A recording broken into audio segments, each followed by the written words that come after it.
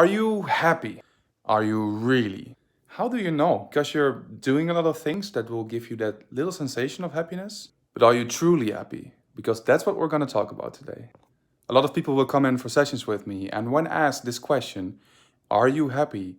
Their answer will be not fully. So let's have a look at that. What is happening there, really? This question is so honest that when asked directly and honestly, you're just not able to lie about it anymore. And if you do, people can tell, trust me. This question instantly separates the mind from the emotions. All the mechanisms we have to tell ourselves that it's okay and that we are happy, because, yeah, who doesn't want to be happy, right? Is being confronted with all the parts of ourselves that are not yet. But we hate admitting to ourselves that we are not happy because it feels like we are failing. But quite the opposite is true, actually. How do you want to reach your destination if you cannot take responsibility over your starting point?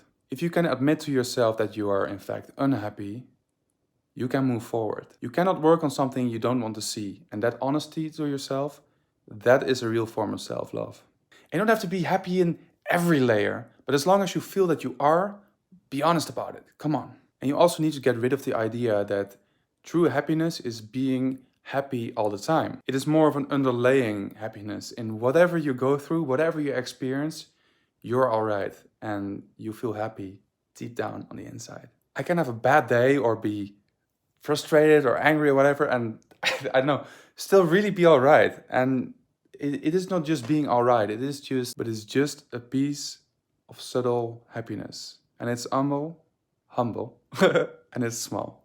It is often the huge experience we crave for happiness that is actually making us unhappy. And this is kind of what we do to each other all the time. We are so super happy and we only show these peak experiences, and everybody is like, well, then I guess my experience sucks, right? It doesn't. So one really quick way to move forward in this, aside from just being honest about being unhappy, is asking yourself, what is my need to be happy? And what emotion underlying is causing it to do that? And what is this really doing for me?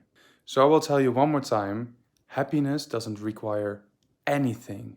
It is just a state of being, whatever you go through, even if it's bad. And if you still feel unhappy after watching this video, give it a big thumbs down. No, don't do that. But please like and subscribe if you like the video. And I don't know, just subscribe, please. At this current moment, I have 5 followers and I could really use one more. All right, I love you all. Have some faith in yourself because I do have that for you. Bye.